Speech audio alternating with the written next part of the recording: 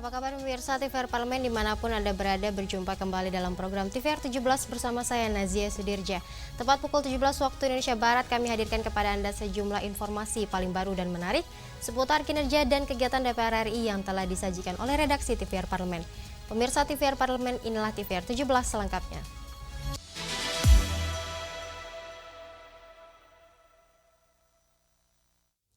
Komisi 6 DPR RI mendorong PT POS untuk berkolaborasi dengan perusahaan e-commerce yang menguasai pasar online dan berupaya melakukan efisiensi dalam pelaksanaan operasional di lapangan. Komisi 6 DPR RI mendorong PT POS Indonesia segera melakukan transformasi digital dan evaluasi internal agar mampu bersaing secara kompetitif dengan perusahaan jasa logistik yang semakin berkembang pesat. Dalam kunjungan kerja ke Kota Bandung, Jawa Barat, anggota Komisi 6 DPR RI Gede Sumarjaya Linggi menyarankan PT POS untuk berkolaborasi dengan perusahaan e-commerce yang menguasai pasar online dan berupaya melakukan efisiensi dalam pelaksanaan operasional di lapangan, seperti ketepatan waktu dan harga yang mampu bersaing dengan perusahaan logistik swasta. PT POS ini telah mempunyai infrastruktur yang sampai ke kecamatan dan bahkan ada yang di desa, ya. Itu infrastruktur secara hardware saya bilang. Tinggal sekarang pengembangannya sebenarnya yang kalah itu adalah masalah softwarenya sendiri. Bagaimana mengembangkan IT-nya, bagaimana mengintegrasikan, dan yang paling penting juga bagaimana berkolaborasi dengan jualan yang online itu. Dan di Menteri Perdagangan juga saya akan minta itu untuk mereka berkolaborasi juga dengan PT POS yang sudah mempunyai pelosok ke seluruh pelosok Indonesia. Dan tentu juga dalam rapat ini saya minta PT POS juga harus memperbaiki diri. Dia harus mulai menggunakan teknologi, dia mulaikan efisiensi, baik itu ketepatan waktu maupun harga yang bersaing dengan penyelenggara logistik yang lain. Gede Sumarjaya menegaskan kebijakan afirmatif terhadap PT POS harus dilakukan pemerintah untuk mempertahankan eksistensi BUMN tersebut. Dari Jawa Barat, Abdul Ajib, TVR Parlemen, melaporkan. Komisi 10 DPR RI berkomitmen rancangan Undang-Undang Sisdiknas akan memprioritaskan pendidikan inklusif dan khusus, seperti pendidikan bagi anak-anak berkebutuhan khusus. Wakil Ketua Komisi 10 DPR RI Himatul Aliyah mengatakan, rancangan Undang-Undang Sistem Pendidikan Nasional akan memberikan perhatian khusus terhadap pendidikan bagi anak-anak berkebutuhan khusus. Hal ini disampaikan dalam kunjungan kerja Komisi 10 DPR RI ke Sekolah Luar Biasa Negeri atau SLBN 1 Makassar, Sulawesi Selatan. Menurut Himatul, saat ini hanya sekitar 12% anak penyandang disabilitas yang memperoleh akses pendidikan formal melalui sekolah luar biasa maupun sekolah inklusi. Sebagai langkah konkret, Komisi 10 DPR telah membentuk panitia kerja untuk menyusun rancangan Undang-Undang Sisdiknas dengan pendekatan kodifikasi. Tujuannya adalah menyatukan berbagai regulasi pendidikan dalam satu payung hukum yang lebih komprehensif dan adaptif. Banyak aspirasi yang masuk terkait dengan sarana prasarana dan juga guru berkebutuhan khusus. Nah, kami dari Komisi 10 juga sudah membuat panja RUU tentang Sisdiknas, Sistem Pendidikan Nasional, di mana kami juga akan mengoptimalkan pendidikan kebutuhan khusus dan juga sekolah pendidikan inklusi. Jadi dari 12% yang masalah kita ini kan baru 12% yang baru tercover pendidikan khususnya. Jadi ini menjadi satu juga perhatian kita dari Komisi 10. Oleh karena itu dalam Undang-Undang Sisdiknas yang nanti kita akan perbaiki itu, kita akan memberikan perhatian yang lebih kepada pendidikan khusus dan juga inklusi.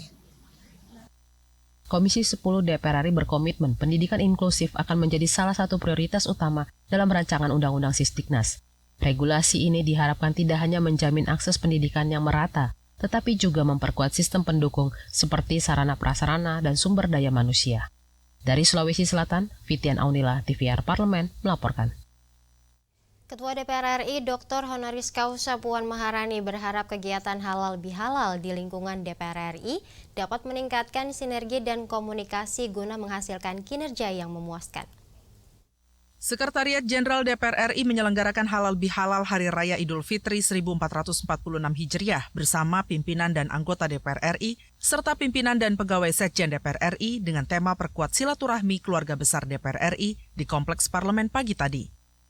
Ketua DPR RI Dr. Honoris Causa Puan Maharani mengatakan, halal bihalal merupakan momentum untuk saling mengintrospeksi diri, mengevaluasi apa yang harus diperbaiki dalam diri, agar bisa meningkatkan kualitas dan taraf hidup khususnya dalam menjalankan tugas dan tanggung jawab sebagai wakil rakyat. Puan berharap pimpinan dan anggota Dewan, serta seluruh pegawai Kesekjenan DPR RI bisa menjadikan kegiatan halal bihalal ini sebagai kesempatan untuk meningkatkan sinergi dan komunikasi, guna menghasilkan kinerja yang memuaskan. Rakyat melihat kita, apa yang akan kita hasilkan, apa yang kita akan benahi, apa yang kita akan perbaiki untuk bangsa dan negara. Rakyat melihat kita, apa yang akan kita hasilkan untuk bangsa dan negara. Saya meyakini kita tidak akan berhasil kalau kita sendirian. Kita hanya berhasil kalau kita bergotong royong bersama-sama sebagai satu keluarga besar. Saya dan pimpinan DPR RI tidak mungkin berhasil menjalankan tugas tanpa Bapak Ibu sekalian. Jadi kita semua ini adalah satu keluarga besar, satu keluarga besar rumah parlemen. Tak hanya itu, Puan menambahkan, halal bihalal ini juga merupakan momentum untuk mempererat tali silaturahmi antara pimpinan dan anggota Dewan serta pegawai Sekjen DPR RI agar seluruh tugas dapat dilaksanakan secara optimal. Andini dan Koko, TVR Parlemen, melaporkan. Kondisi jalan tol yang tidak berlubang merupakan indikator kondisi jalan tol sebagai salah satu unsur standar pelayanan minimum jalan tol. Namun beberapa waktu lalu sempat viral video yang memperlihatkan sejumlah mobil menepi di bahu jalan dan mengganti ban di titik kilometer 117 dan kilometer 123 akibat mengalami pecah ban di tol Cikopo Palimanan yang disebabkan jalan berlubang. Kami hadirkan informasinya sesaat lagi, tetaplah di TVR 17.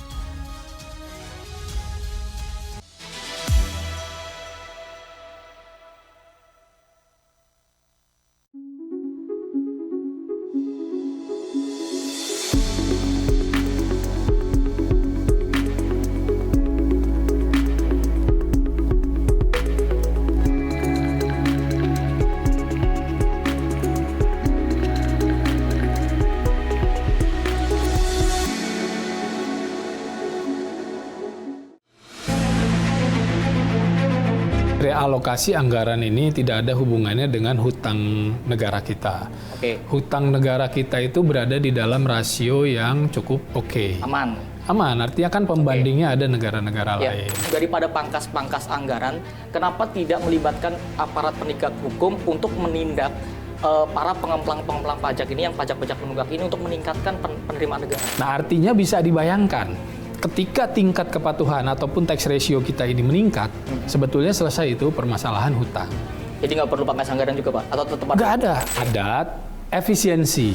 Artinya tetap akan ada. Perjalanan dinas itu tidak mungkin tidak ada, Mas. Tapi yang sifatnya hal-hal seremonial, output dan outcome yang tidak jelas, itu yang kemudian akan dihilangkan. Segala perjalanan dinas itu diperbolehkan selama bukan sifatnya seremonial. Oke, Iya. Berarti selama ini banyak yang seremonial ya? Banyak. Oh, Kita harus akui. Apakah kebijakan pemangkasan anggaran ini sebagai ganti karena kemarin pemerintah itu gagal menerapkan PPN 12% kepada seluruh elemen masyarakat, sehingga pemangkasan ini yang dapat menembel itu? Yang dirubah ini adalah pengalihan. Disisir kembali mana pengeluaran-pengeluaran yang kurang ataupun output outcome-nya tidak jelas, dialihkan untuk lebih memperkuat program-program lain yang sudah jelas output dan outcome-nya gitu. Hanya di TVR Parlemen.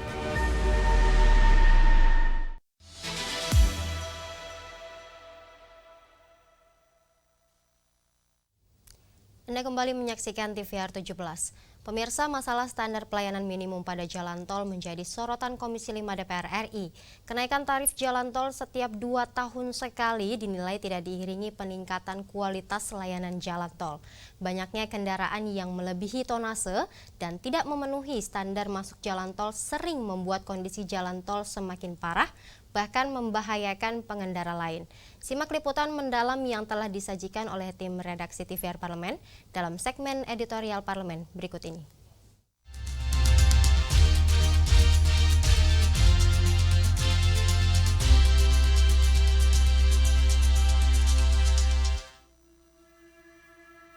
Beberapa waktu lalu, Sempat ramai di media sosial video yang memperlihatkan sejumlah mobil menepi di bahu jalan dan mengganti ban di titik kilometer 117 dan kilometer 123 akibat mengalami pecah ban di tol Cikopo Palimanan. Pada titik tersebut disebutkan banyak lubang yang memicu mobil pecah ban. Padahal sesuai Permen PU nomor 16 tahun 2014, jalan tol yang tidak berlubang merupakan indikator kondisi jalan tol sebagai salah satu unsur standar pelayanan minimum atau SPM jalan tol. Sementara SPM menjadi dasar awal pertimbangan pemerintah dalam memberikan persetujuan kenaikan tarif jalan tol. Masalah SPM pada jalan tol menjadi sorotan Komisi 5 DPR RI. Kenaikan tarif jalan tol setiap 2 tahun sekali dinilai tidak diiringi peningkatan kualitas layanan jalan tol. Kewajiban Badan Usaha Jalan Tol atau BUJT sesuai peraturan pemerintah tentang jalan tol seharusnya dilaksanakan dengan tegas dan tidak dijadikan alat negosiasi. Badan Pengatur Jalan Tol atau BPJT, Kementerian Pekerjaan Umum harus membenahi mekanisme penilaian SPM jalan tol dan lebih meningkatkan pengawasan terhadap penerapan SPM di jalan tol sesuai standar yang ditetapkan, serta kewajiban dan sanksi bagi BUJT yang melanggar. Kompleksnya masalah pengelolaan jalan tol dari hulu hingga hilir mempengaruhi belum optimalnya pemenuhan SPM. Di sisi hulu, buruknya perencanaan dan konstruksi berdampak pada kualitas jalan tol. Di hilirnya, sanksi dalam PP Jalan Tol belum terbukti telah diterapkan dengan tegas oleh pemerintah. SPM yang tidak dipenuhi secara optimal juga menjadi hambatan bagi penanganan kendaraan odol. Banyaknya kendaraan yang melebihi tonase dan tidak memenuhi standar masuk jalan tol sering membuat kondisi jalan tol semakin parah, bahkan membahayakan pengendara lain. Karena aturannya udah jelas, undang-undangnya jelas, PP-nya jelas, tinggal pelaksanaan di bawahnya daripada undang-undang dan PP itu dan pengawasan yang harus benar-benar dilakukan. Jadi menurut saya jalan tol itu adalah jalan bebas hambatan. Kemudian berkaitan dengan harga, saya pikir masyarakat juga bisa terima selama jalannya itu sesuai dengan kapasitasnya, kualitasnya, masyarakat tidak akan ribut. Tetapi kalau jalannya berbayar tetapi kualitasnya tidak baik, saya pikir masyarakat harus protes dan wajib protes terhadap pengelola jalan tol. Sampai hari ini pertanyaannya, adakah jalan tol yang sudah putus kontrak karena tidak memenuhi standar pelayanan minimum? Belum pernah. Kalau begitu penerapan aturannya bagaimana? Rakyat pasti bertanya. Apa mau dibiarkan terus standar pelayanan minimum tidak terpenuhi? Berarti kalau standar pelayanan minimum tidak terpenuhi, bagian rakyat masyarakat yang membayar melewati jalan tol tidak mendapat perhatian yang baik dong dari kita. Ini persoalan. Kementerian PU menekankan pentingnya memaksimalkan pemeriksaan SPM. Namun terkadang hasil penilaian SPM yang diterbitkan tim auditor tidak sesuai dengan standar kualitas layanan. Di sisi lain, Komisi 5 DPR RI menyoroti tidak adanya hasil evaluasi SPM dari BUJT pada Menteri PU yang diterbitkan pada website Kementerian PU. SPM merupakan hak rakyat karena pembangunan jalan tol menggunakan APBN selain dari investasi swasta. Untuk itu, hasil evaluasi SPM menjadi informasi publik yang bisa diakses masyarakat. Kita cek semester 2 2023, data tidak ditemukan. Kita cek lagi data semester 1 2024, data tidak ditemukan. Kosong. Berarti ada pelanggaran terhadap undang-undang. Bahwa publik tidak bisa mengakses evaluasi SPM di ruas-ruas jalan tol. Concern saya tadi di situ, bagaimana kita bisa melakukan perbaikan terhadap SPM apabila masalahnya kita nggak tahu. Sebagai langkah konkret, Komisi 5 DPR RI berinisiatif membentuk panitia kerja untuk mengurai akar permasalahan yang terjadi pada SPM jalan tol.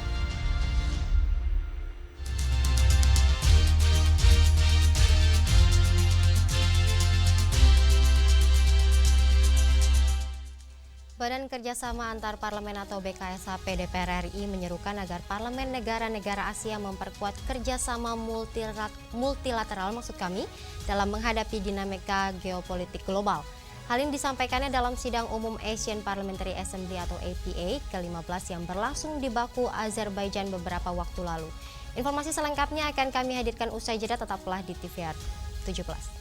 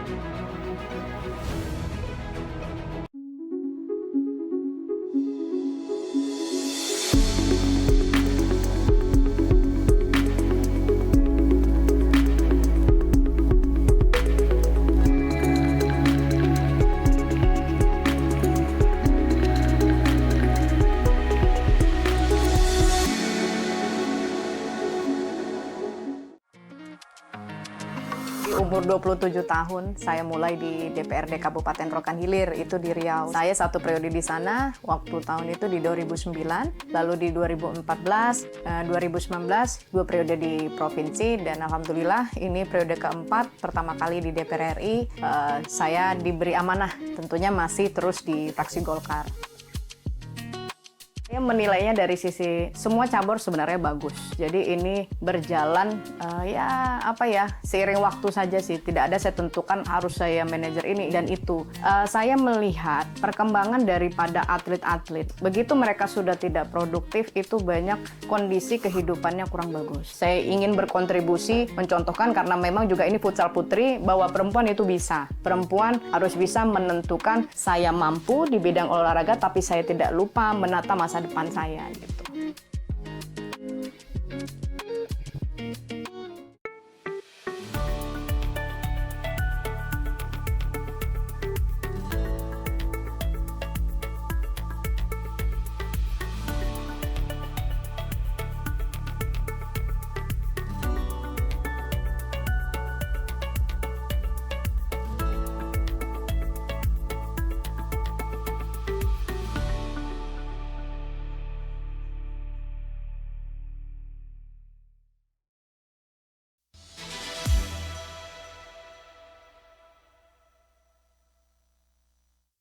Anda kembali menyaksikan TVR 17. Pemirsa, tren unilateralisme dalam politik internasional kian meningkat, di mana sejumlah negara bertindak sepihak tanpa mempertimbangkan dampak terhadap komunitas global. Contohnya seperti beberapa kebijakan luar negeri Amerika Serikat, yakni penarikan diri dari Paris Agreement dan keluar dari Organisasi Kesehatan Dunia atau WHO, serta pengambilan keputusan sepihak terkait isu Gaza dan perang Rusia-Ukraina. Untuk selengkapnya berikut laporan rekan kami Andri Triana dari Azerbaijan. Pemirsa TVR Parlemen dimanapun berada, saat ini saya melaporkan dari Baku, Azerbaijan untuk mengikuti rangkaian kegiatan konferensi tingkat tinggi ke-15 ASEAN Parliamentary Assembly. Dalam kesempatan tersebut, Badan Kerjasama Antar Parlemen menekankan kerjasama dan kolaborasi antar parlemen Asia, serta prinsip multilateralisme harus dikedepankan daripada tindakan unilateral. Selain multilateralisme, Badan Kerjasama Antar Parlemen juga menolak rencana Presiden Amerika terpilih Donald Trump yang ingin mengusir warga Palestina dari jalur Gaza. Hal tersebut menuai berbagai kecaman dunia termasuk Indonesia. Membangun Gaza tanpa merelokasi warga Palestina dan mengatasi persoalan kemanusiaan di Gaza harus jadi prioritas bagi semuanya. Ketua Badan Kerjasama Antar Parlemen Mardani Alisera mengajak negara-negara Asia untuk memperkuat hubungan baik dan kolaborasi bersama dalam menghadapi turbulensi geopolitik global. Selain itu, anggota Badan Kerjasama Antar Parlemen lainnya, Syahrul Aidi Ma'azat, mengusulkan negara-negara yang tergabung dalam Assembly Parliamentary Assembly untuk membuat resolusi penolakan terhadap rencana Donald Trump tersebut. Berikut kutipan wawancara kami dengan Ketua Badan Kerjasama Antar Parlemen serta beberapa anggota BKSP DPR RI lainnya. Di Asia, tetapi kita perlu terus memperkuat multilateralisme dan termasuk diplomasi parlemen, karena parlemen diplomasi lebih lentur, lebih adaptable, dan lebih mudah. Tentu hand in hand dengan government diplomasi yang dijalankan oleh Kementerian Luar Negeri. Secara umum kita angkat Indonesia sangat mendukung dan juga masalah Palestina, karena Palestina selalu menjadi perhatian masyarakat, pemerintah, dan juga parlemen Indonesia. Ada usulan dari Palestina agar APA ini atau ASEAN Parliamentary Assembly ini membuat resolusi yang khusus tentang Palestina, dan di dalam resolusi itu harus membunyikan bahwasanya anggota parlemen Asia menolak rencana Donald Trump untuk mengeluarkan penduduk Gaza dari Gaza atau penduduk Palestina dari Palestina dengan alasan apapun, mau alasan membangun dan segala macam. Karena ini adalah politik Donald Trump yang sangat-sangat tidak menghormati kedaulatan sebuah negara atau rakyat, yang sangat bertentangan dengan hak asasi manusia. Maka kita Indonesia tadi memberikan speech-nya juga mendukung apa yang disampaikan oleh Palestina, dan kita sampaikan bahwasanya ini tidak boleh dibiarkan. Demikian yang dapat saya laporkan. Saya Andri Triana melaporkan dari Baku, Azerbaijan. TVR Parlemen melaporkan. Selanjutnya pemirsa, apa saja yang menjadi sorotan di media online nasional pada hari ini? Usai jeda tetaplah di TVR 17.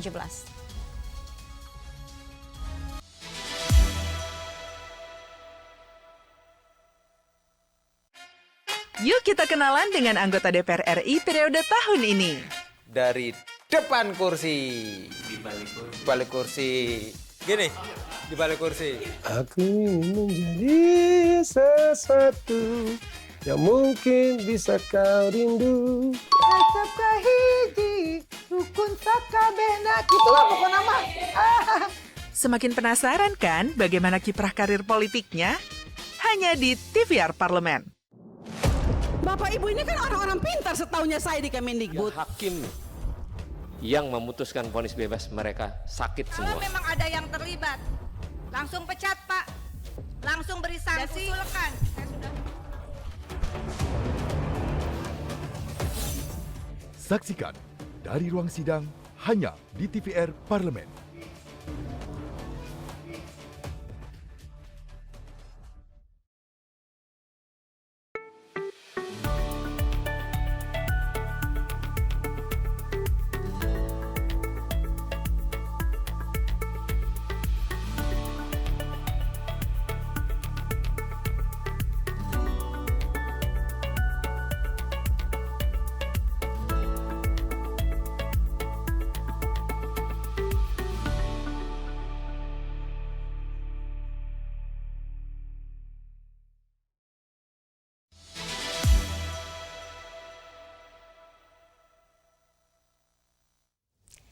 Anda kembali menyaksikan TVR 17.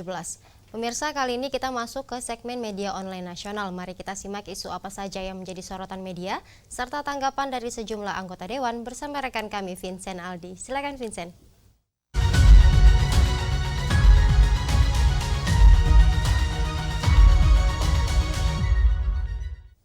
Terima kasih rekan Nazia dan halo, apa kabar pemirsa? Kembali lagi bersama saya Vincent Aldi dalam segmen media online nasional, dan mari kita simak berita pertama yang menjadi headline di media online Indonesia, yaitu Indonesia dapat kembangkan produk turunan sawit jadi biodiesel hingga suplemen MBG.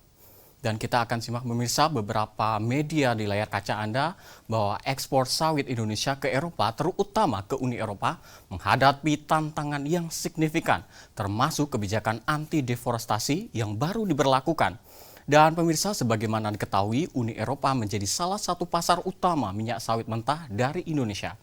Namun, kebijakan European Union Deforestation Regulation dan Renewable Energy Directive II yang membatasi penggunaan biofuel sawit telah mempengaruhi ekspor CPO Indonesia ke Uni Eropa. Dan terkait hal ini pemirsa, Wakil Ketua Komisi 7 DPR RI Lamhut Sinaga menyebutkan bahwa ekspor CPO saat ini hanya tinggal 7% dari sebelumnya yang hampir menyentuh 80%. Dan pemirsa, selebihnya sudah diolah menjadi turunan sawit itu sendiri. Dan sebagaimana diketahui pemirsa, saat ini Indonesia harus mengeluarkan anggaran untuk subsidi BBM per tahun sekitar 300 hingga 400 triliun rupiah. Dan pemirsa, jika sawit dapat menjadi produk turunan berupa biodiesel, maka subsidi yang besar tersebut dapat dialihkan untuk kebutuhan lain yang lebih urgent. Dan pemirsa, selain itu turunan sawit juga dapat digunakan sebagai suplemen nutrisi guna memenuhi kebutuhan gizi anak sehingga dapat menjadi suplemen makanan tambahan yang selaras dengan program pemerintah yaitu makan bergizi gratis. Dan kita akan beralih ke berita selanjutnya yang menjadi headline di media online, yaitu narapidana kabur Komisi 13 DPR RI menyoroti overkapasitas lapas Kuta Cane. Kita kembali akan saksikan di layar kaca Anda pemirsa beberapa media yang menyoroti terkait kasus kaburnya puluhan warga binaan dari Lembaga Pemasyarakatan kelas 2B Kuta Cane, Kabupaten Aceh Tenggara menjadi perhatian serius Komisi 13 DPR RI. Dan terkait hal ini pemirsa, anggota Komisi 13 DPR RI Melati menilai insiden ini sebagai cerminan dari persoalan sistemik, yakni overkapasitas yang akut di lapas. Dan sebagaimana diketahui pemirsa, data Direktorat Jenderal Pemasyarakatan Kemenkumham menunjukkan bahwa hingga awal 2025, lapas kelas 2B Kuta Cane dihuni oleh 368 orang atau hampir 4 kali lipat dari kapasitas seharusnya yaitu 85 hingga 100 orang. Dan sebagai tindak lanjut, Ditjen Pas telah mengusulkan pembangunan lapas baru di Aceh Tenggara untuk menggantikan lapas Kuta Cane yang sudah tidak layak pakai. Dan pemirsa, langkah ini juga sejalan dengan dorongan DPR menghadirkan sistem pemasyarakatan yang lebih manusiawi dan sesuai standar dengan hak asasi manusia. Dan pemirsa, itu tadi headline di media online pada hari ini, yaitu Indonesia dapat kembangkan produk turunan sawit jadi biodiesel hingga suplemen MBG, serta narapidana kabur Komisi 13 DPR RI soroti overkapasitas lapas Kuta Cane. Saya Vincent Aldi, terima kasih atas perhatian Anda dan saya kembalikan ke rekan saya, Nasia.